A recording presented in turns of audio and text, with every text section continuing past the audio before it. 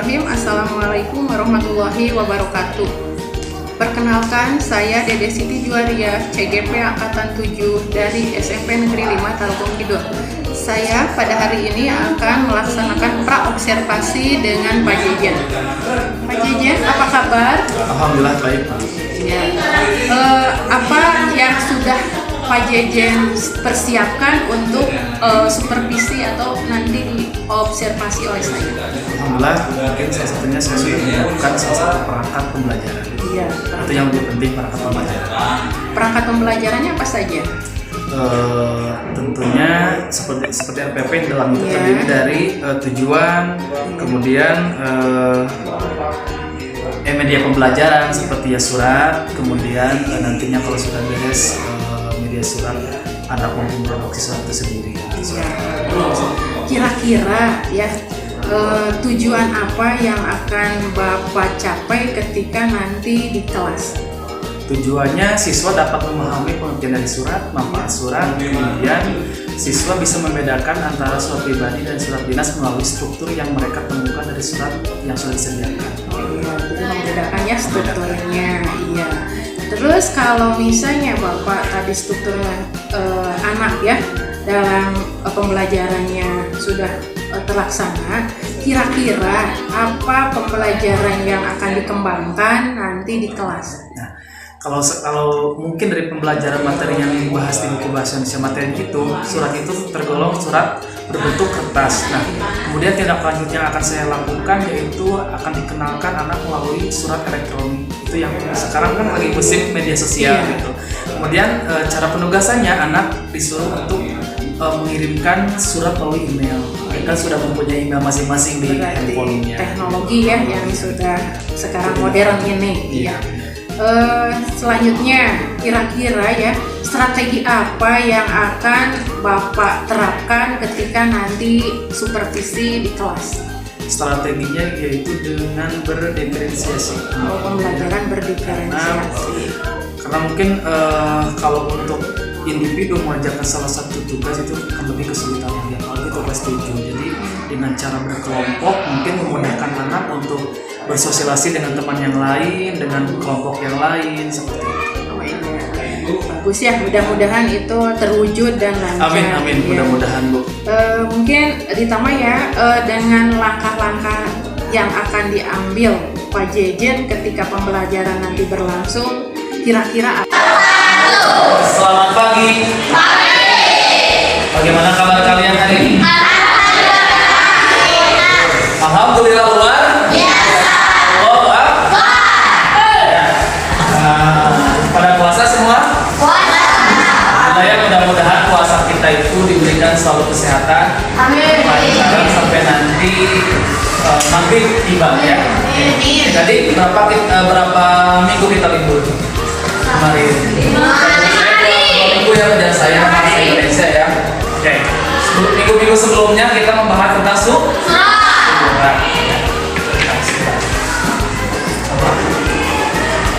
Ada yang masih ingat apa itu surat?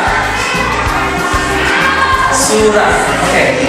Komunikasi tertulis boleh ya. Surat. Komunikasi tertulis.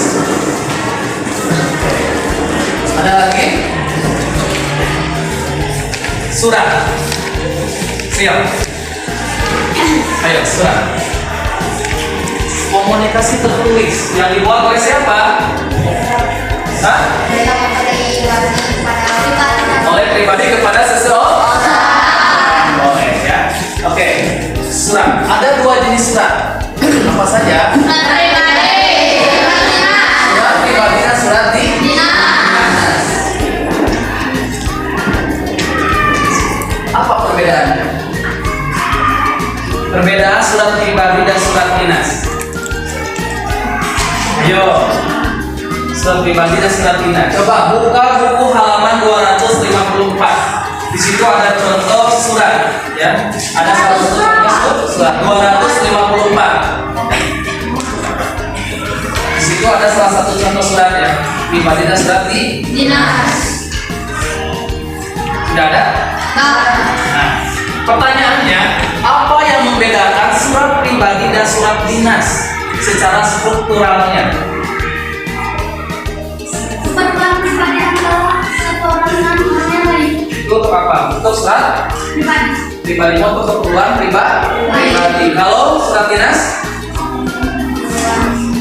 Hah? Surat dinas? Coba bukunya buka lagi, buku catatannya. Nah, surat resmi yang ditujukan untuk apa? Mengajukan sesuatu, apalagi permohonan izin, permohonan apalagi izin perusahaan, apalagi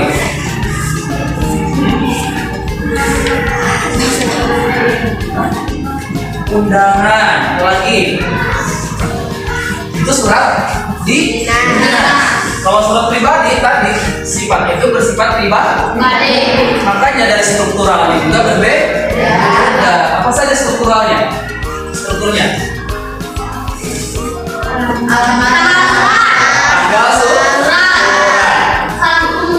tanggal surat. Contohnya seperti apa? Malang atau Garut 27 Maret 2023 untuk tanggal surat. Mengapa harus menggunakan tanggal surat? Ya, kenapa? Kira-kira kenapa harus pakai tanggal?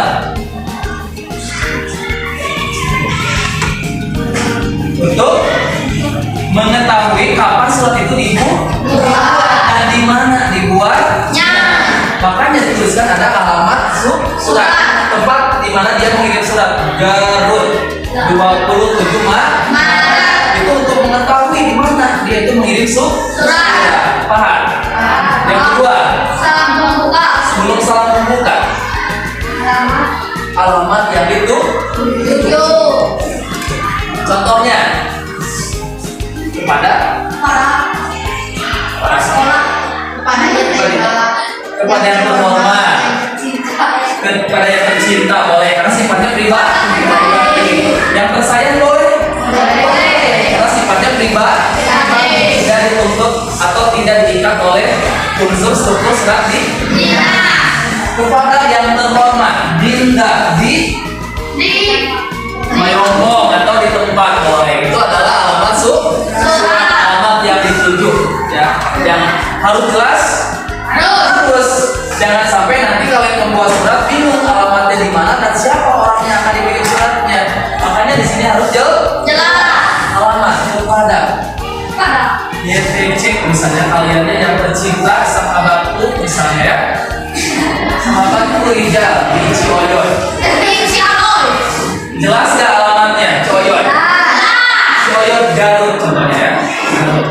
Nah, ketika nanti suratnya masuk ke pos, maka akan mencari alamat ini Ciyoyo dan akan mencari nama Rijal. Harus jelas karena jangan sampai nanti yang mengirimnya bingung mencari nama Rijal. Satu kampung biasanya banyak namanya itu, apalagi namanya Siti ya, Dimas namanya itu. Jangan sampai kebingungan mencari nama. Paham? Yang selanjutnya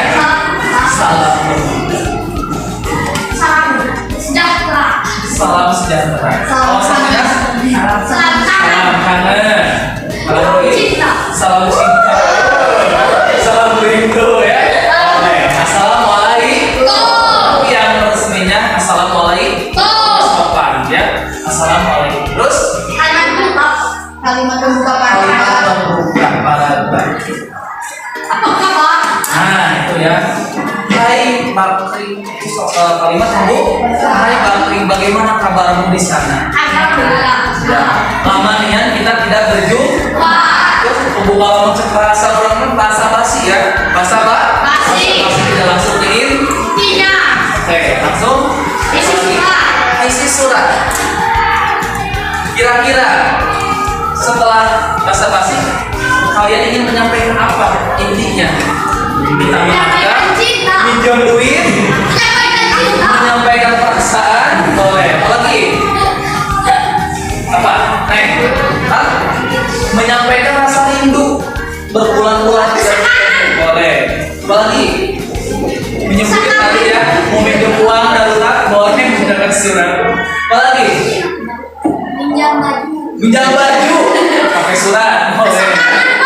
Masa kangen. Nah itu ya isi suratnya tergantung kalian keperluannya apa di sini. Setelah isi surat apa? Penutup surat. Penutup surat. Sekian dulu. Nah itu ya. Sekian dari saya. Demikian surat atau sekian dari saya. Wassalamualaikum. Biasanya kalau yang pribadi itu ada menggunakan pantunnya boleh silakan karena sifatnya pribadi. Setelah penutup surat ada salam akhir. Tadi ada salam pembuka maka ada salam akhir. Salam akhir. Salam penutup. Yang terakhir nama dan tanda tangan. Ya, nama dan tanda tangan. Kenapa harus ada nama dan tanda tangan? Supaya tahu suratnya dari siapa. Surat maksudnya untuk mengetahui oh ini surat terbaru nih, gitu ya. Kalian kalau misalnya buka berita di artikel berita di Facebook, Instagram atau di lainnya, suka melihat nggak tanggal kapan dia tayang, artikel tayang. Jangan sampai kita mencerna berita yang sudah lama beritanya. Nah, makanya harus mencari berita yang terhot atau aktual yang masih hangat. Begitu dengan surat. Kalian menerima surat dicek tanggalnya. Yang kapan ini? Surat resmi yang dibuat atau ditujukan seseorang. Tujuannya tadi untuk apa? Untuk permohonan izin boleh. Apalagi permohonan. Terus undangan. Apalagi? Hah? Keterangan. Apalagi? Surat perusahaan. Iya, di sini akan keterangan juga banyak ya. Keterangan sakit, keterangan mengundurkan diri, surat keterangan sehat, surat keterangan mengemuk, surat keterangan menikah, boleh. Apalagi? Beda kalau undangan mah perusahaan atau seseorang mengundang secara formal. Misalnya sekolah SMP 5 mengundang orang tua kalian untuk hadir dalam kelulusan, itu contohnya surat undangan. Atau sekolah mengundang orang tua kalian untuk memusyawarahkan apa saja yang menjadi kebutuhan kalian di sekolah. Itu surat undangan. Resmi enggak? Resmi. Karena tadi nanti kita akan bahas strukturnya. Permohonan apa saja? Permohonan Izin mendirikan bangunan itu harus ada suratnya. Resmi ya. Apalagi? Permohonan pengunduran diri dari perusahaan atau pekerjaan. Apalagi? Permohonan apalagi? Permohonan pinjam uang. Bisa ada kembangnya, ada satu permohonannya enggak? Ada permohonan. Termasuk kalian mencairkan apa? Mencairkan uang, ada form permohonan pencairan. Ternyata kan yang menaungi atau yang memberikan surat tersebut. Di sini ada ya di atasnya sebelum ke titik masa atau tanggal surat. SMP 5 Negeri Tarogong Kidul contohnya.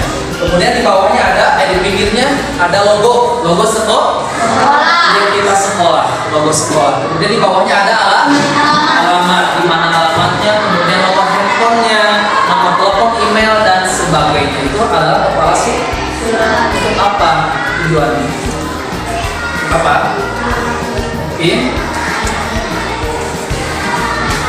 Untuk apa coba? Siap. Mengapa harus ada kepala surat?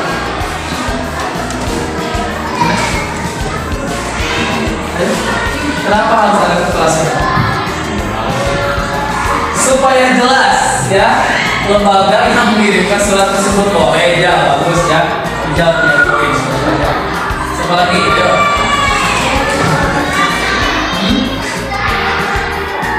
Supaya apa? Maka kenapa harus ada kepala surat? Ada lagi yang belum menjawab?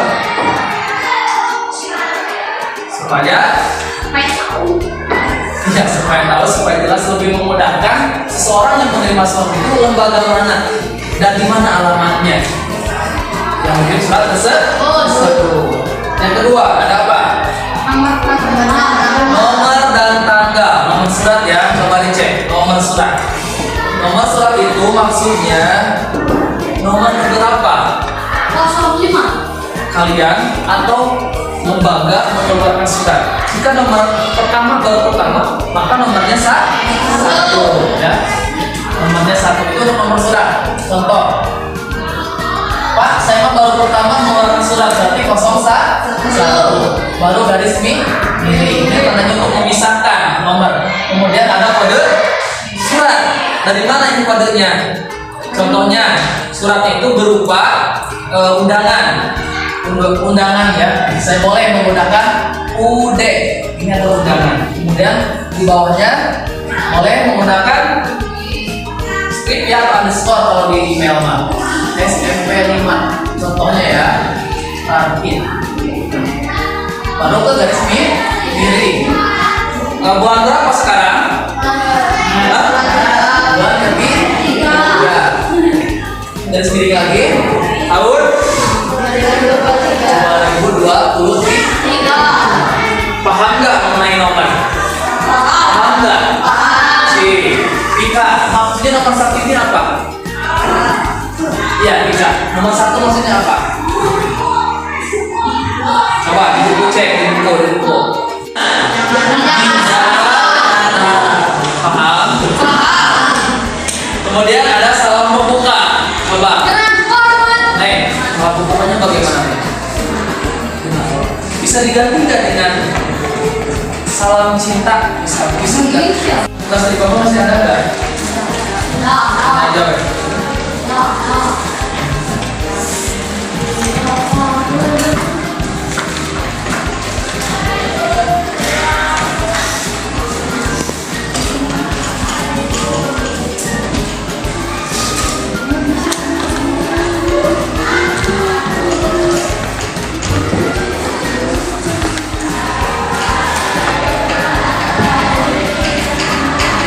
Termasuk pada struktur surat pribadi atau surat dinas. Paham?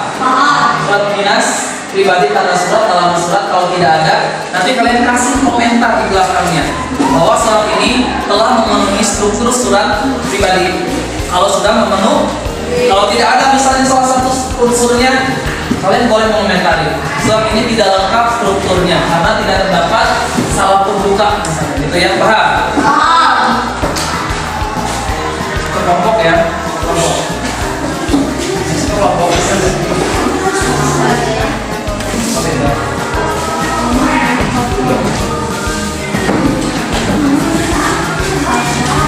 ya, bentar ya. Boleh musyawarah ya. Dapat disimpulkan dari struktur surat pribadi yang diamati masih banyak unsur yang tidak terpenuhi. Contohnya penulisan tempat surat, salam penutup, dan tanda tangan.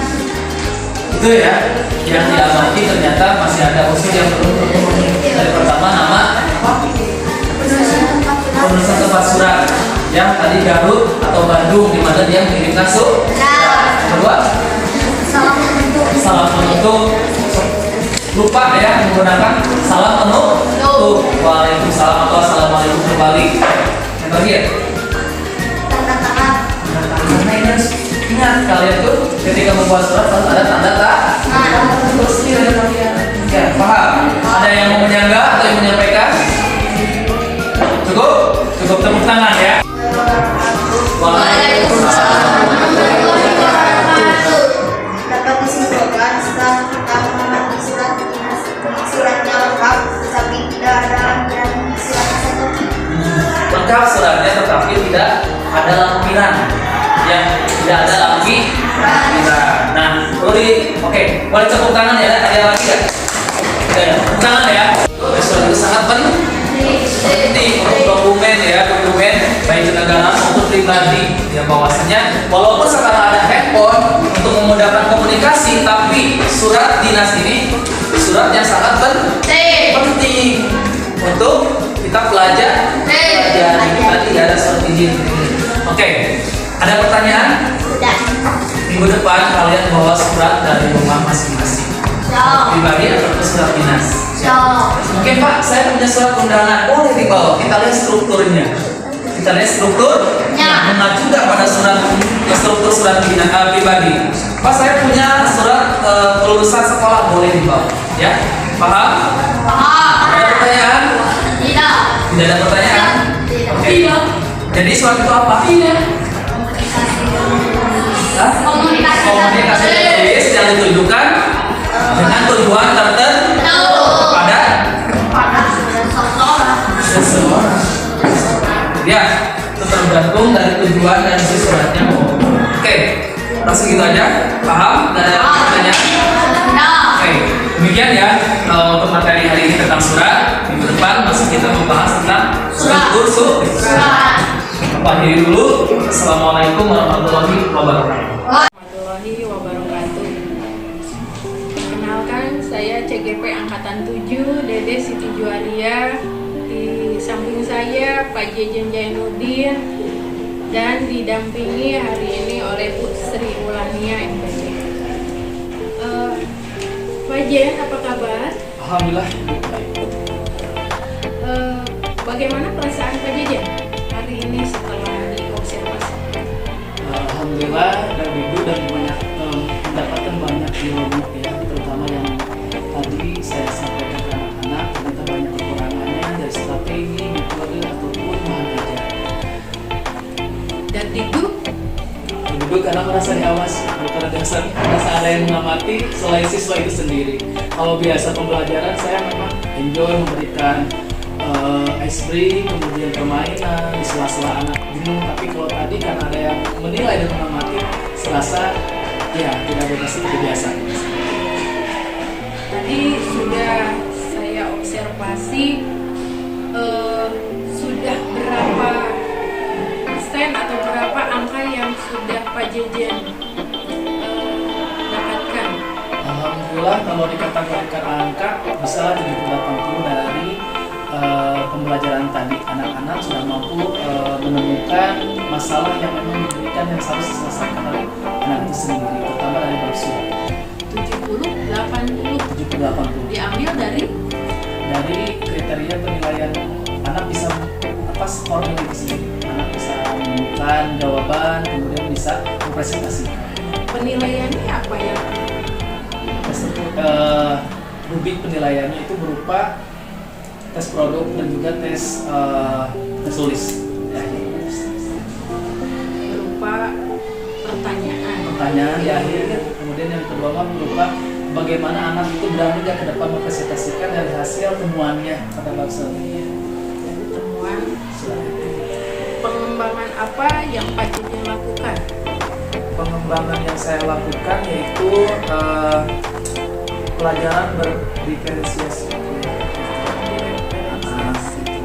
Terus dalam pemecahan kelompok juga, karena di anak-anak pasti juga memang keinginannya ketika belajar itu ingin dekat dengan orang yang terdekat, apalagi yang semampu. Dia tidak mau dicampurkan dengan orang yang beda lingkungannya. Jadi mereka merasa ada lingkungan tersendiri di kelas tersebut. Makanya saya sebagai pengajar bagaimana caranya mencorakkan dari siswa itu sendiri.